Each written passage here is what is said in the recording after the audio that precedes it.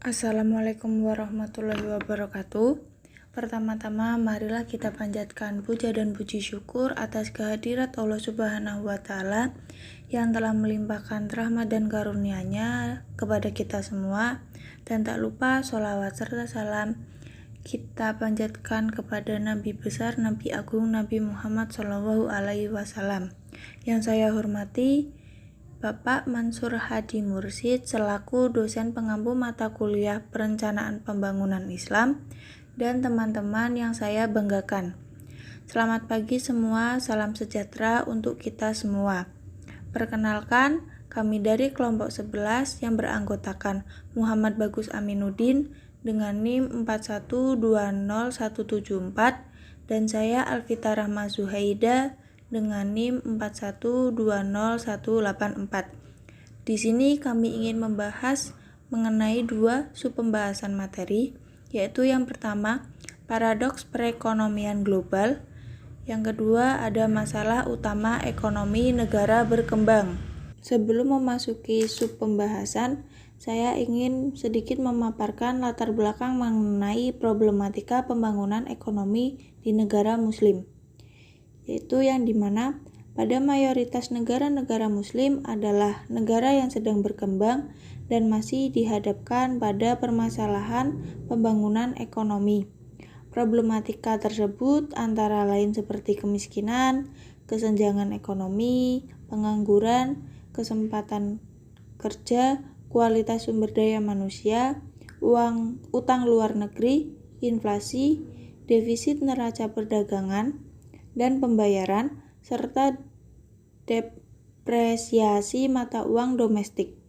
Pada permasalahan pembangunan ekonomi, terutama yang terkait dengan kemiskinan, kesenjangan ekonomi, dan pengangguran, terjadi di banyak negara di berbagai belahan dunia, baik itu di negara yang mayoritas penduduknya muslim ataupun non-muslim. Selanjutnya memasuki submateri pertama, yaitu paradoks perekonomian global. Permasalahan pembangunan masih banyak terjadi di tiap negara. Ketimpangan ekonomi antar masyarakat semakin melebar. Kesenjangan bukan hanya antar individu, tapi juga antar golongan, antar desa dengan kota, antar wilayah, antar kawasan, antar negara, dan antar belahan dunia. Bukti ketimpangan dunia di mana pada tahun 2010 ada 388 orang memiliki kekayaan yang setara dengan kekayaan setengah penduduk dunia, dan pada tahun 2015 jumlah orang kaya semakin bertambah di mana 62 orang di dunia memiliki kekayaan setara dengan kekayaan setengah dari penduduk dunia yang berjumlah 3,6 miliar orang. Diprediksi kekayaan 1% orang-orang kaya di seluruh dunia akan melampaui seluruh kekayaan penduduk di muka bumi pada tahun 2016. Riset yang dilakukan oleh Oxfam International mempublikasikan bahwa pada tahun 2019 terdapat 2.153 milioner dunia mampu kekayaannya melebihi kekayaan 4,6 miliar orang di dunia. Populasi dunia sekitar 7,8 miliar pada tahun 2020, berarti hanya 0,00003% orang super kaya di dunia yang kekayaannya setara dengan hampir 60% penduduk seluruh dunia. Konsekuensi dari tumbuhnya kesenjangan secara ekstrim tersebut sangatlah besar, seperti upaya pengurangan kemiskinan lambat, keresahan sosial meluas, dan pertumbuhan ekonomi melambat. Menurut Biayima, sebagai Direktur Oxfam International, kesenjangan ekonomi global saat ini adalah buah yang dibesarkan karena regulasi kepemimpinan perorangan atau privatisasi, keberhasilan keuangan, dan globalisasi yang tidak terkendali selama 30 tahun. Pengambilan kebijakan di banyak negara lebih berpihak kepada para pemilik kapital dan usaha besar. Selanjutnya, paradoks perekonomian global mencerminkan kondisi yang bertentangan dengan harapan dan logika konvensional. Yang pertama, paradoks yang sering terjadi adalah ketimpangan ekonomi antara negara maju dan negara berkembang. Meskipun negara maju memiliki akses terhadap teknologi, modal, dan pasar global yang lebih besar, mereka tetap menghadapi masalah ketimpangan pendapatan dan kesenjangan sosial yang signifikan. Di sisi lain, negara berkembang seringkali mengalami pertumbuhan ekonomi yang cepat. Namun, tingkat kemiskinan dan kesenjangan sosial masih tinggi, menunjukkan bahwa pertumbuhan ekonomi belum merata. Yang kedua, ada paradoks lain terkait dengan hubungan antara globalisasi dan ketimpangan ekonomi. Globalisasi seharusnya membawa manfaat ekonomi yang merata dan meningkatkan kesejahteraan di seluruh dunia. Namun kenyataannya, ada negara-negara yang mengalami konsentrasi kekayaan dan keuntungan dalam tangan sedikit orang atau sekelompok, sementara mayoritas penduduk tetap terjebak dalam kemiskinan dan ketidakpastian. Globalisasi telah menghasilkan pertumbuhan ekonomi yang tinggi di beberapa wilayah, sementara wilayah lainnya terlupakan atau sulit untuk dikembangkan. Yang ketiga, ada paradoks lainnya melibatkan ketegangan antara pertumbuhan ekonomi dan keberlanjutan lingkungan. Perekonomian global yang berfokus pada pertumbuhan seringkali mengabaikan dampak negatif terhadap lingkungan.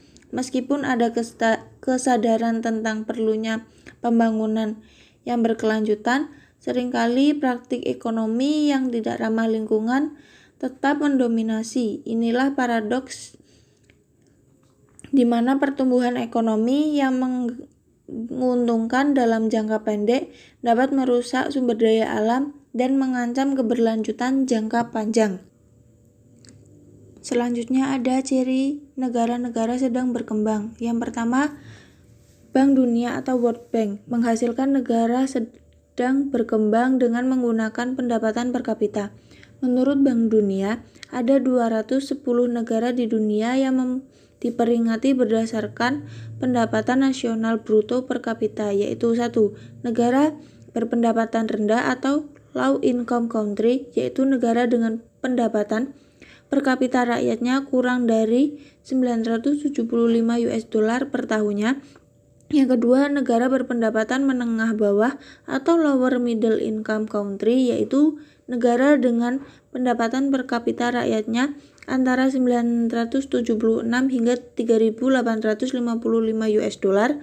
Yang ketiga, negara berpendapatan menengah atas atau upper middle income country, yaitu negara dengan pendapatan per kapita rakyatnya antara 3.856 hingga 11.906 US dollar. Yang ketiga, ada negara berpendapatan tinggi atau high income country, yaitu negara dengan pendapatan per kapita rakyatnya lebih dari 11.907 US dollar. Selanjutnya ada 4 ciri utama yang membedakan negara maju dengan negara sedang berkembang, seperti yang pertama ada kualitas sumber daya manusianya, yang kedua ada kemajuan sektor industri, yang ketiga ada ketersediaan infrastruktur, yang keempat ada ketersediaan modal kapital. Oke, yang kedua yaitu masalah utama ekonomi negara berkembang. Masalah utama ekonomi negara berkembang, pembangunan dalam perspektif bukan hanya bersifat material semata, namun sangat transendental, menjangkau sangat jauh ke depan yang sangat panjang, bukan hanya untuk kehidupan jangka pendek di dunia, namun lebih jauh dari itu, yaitu untuk kemuliaan dan kesejahteraan di akhirat kelak. Oleh karena itu, dalam perspektif Islam yang disebut negara miskin atau belum maju tidak hanya bersifat duniawi, namun juga akhirat atau ukhrawi. 4 indikator utama suatu negara dikatakan maju dan sejahtera dalam perspektif Islam menurut Baik dan Arsyanti tahun 2015. Yang pertama yaitu ajaran Islam sudah menjadi pedoman dalam berkehidupan ekonomi suatu bangsa. 2. Kebutuhan pokok manusia seperti pangan, sandang, dan papan sudah terpenuhi. Kemudian yang ketiga, kegiatan ekonomi sektor real, bidang industri, dan perdagangan sudah berjalan dengan baik. Yang keempat, keamanan dan ketertiban sosial terjamin. Masalah ekonomi negara berkembang menurut beberapa ahli. Dudley Shears tahun 1969 menyatakan bahwa suatu negara mengalami proses pembangunan jika kemiskinan, pengangguran, dan ketidakadilan mengalami penurunan. Namun, jika salah satu dari ketiga persoalan tersebut menjadi lebih buruk, maka sulit untuk mengatakan telah terjadi pembangunan walaupun pendapatan per kapita mengalami peningkatan. Berbeda dengan negara-negara maju, masalah dan hambatan di negara berkembang sangat mendasar dan beragam pada sendiri-sendiri kehidupan yang paling esensial. Masalah dan hambatan tersebut yaitu kemiskinan, kependudukan, pendidikan, kesehatan, dan pengangguran.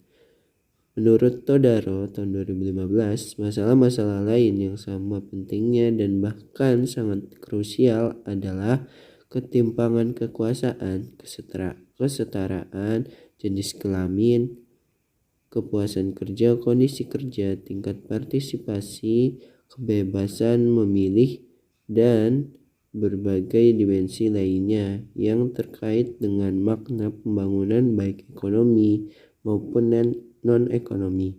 Masalah tersebut masuk keterbatasan untuk berekspresi, berpendapat, untuk menerima dan menolak kebijakan, serta menurut Capra tahun 1993, semua negara muslim tergolong negara-negara berkembang, meskipun diantaranya relatif kaya sementara lainnya terkategori miskin. Seperti mayoritas negara-negara berkembang dan miskin lainnya, negara muslim dihadapkan pada persoalan-persoalan sulit.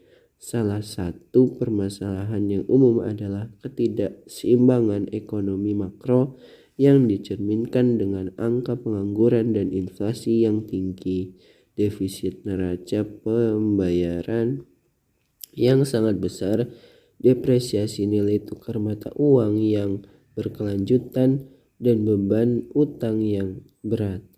Permasalahan lain adalah kesenjangan pendapatan yang cenderung merusak jaringan solidaritas sosial dan merupakan salah satu penyebab utama ketidakstabilan sosiopolitik.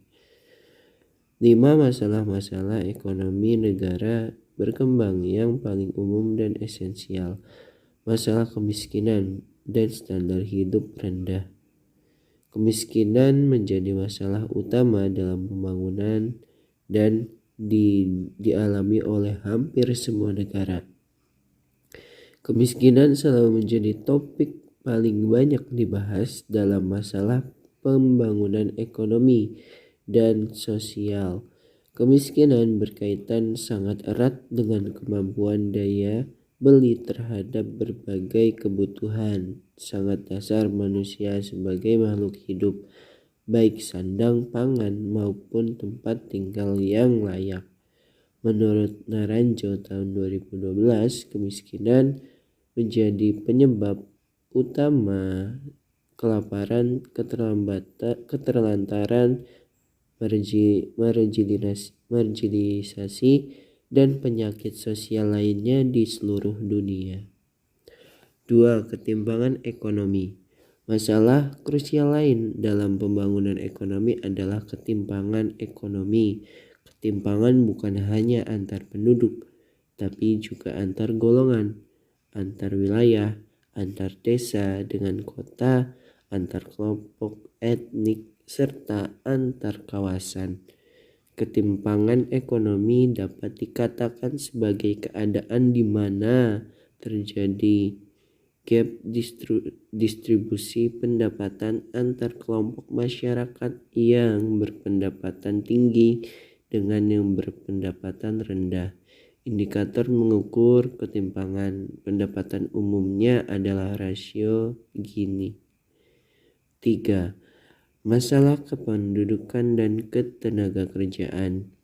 Penduduk adalah sumber daya insani yang memegang peranan sentral dalam pembangunan di negara manapun, termasuk di negara-negara yang sedang berkembang. Namun sebaliknya, pada banyak negara masih terdapat banyak penduduk yang harusnya jadi pendorong utama pembangunan justru dianggap dapat menjadi penghambat pembangunan. 4. Pembiayaan pengangguran investasi asing dan utang luar negeri, umumnya negara yang sedang berkembang termasuk negara-negara yang sebagian besar penduduknya muslim menghadapi kendala rendahnya tabungan dan devisa yang dapat dipakai untuk membiayai pembangunan, mengimpor barang-barang modal dan untuk menutup defisit transaksi luar negerinya. Akibat keterbatasan pembiayaan tersebut, banyak negara berkembang berlomba-lomba mencari investor asing dan menarik utang luar negeri. 5. Masalah industrialisasi dan sektor pertanian. Salah satu proses sangat penting dalam pembangunan adalah industrialisasi. Industrialisasi adalah proses rekayasa sosial yang memungkinkan suatu masyarakat siap menghadapi transformasi di berbagai bidang kehidupan yang lebih maju dan berkualitas untuk meningkatkan harkat dan martabat kehidupannya sebagai makhluk sosial di tengah perubahan dan tantangan yang selalu muncul bergantian. Sektor pertanian memiliki peran sangat vital dalam perekonomian di negara yang sedang berkembang. Namun peran strategis sektor pertanian tersebut semakin menurun.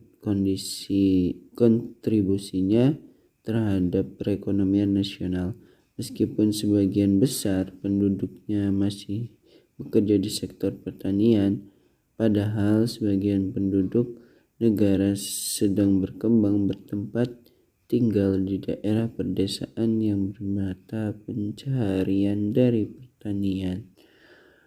Oke, sekian presentasi dari kami. Kurang lebihnya mohon maaf.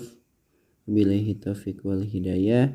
Wassalamualaikum warahmatullahi wabarakatuh.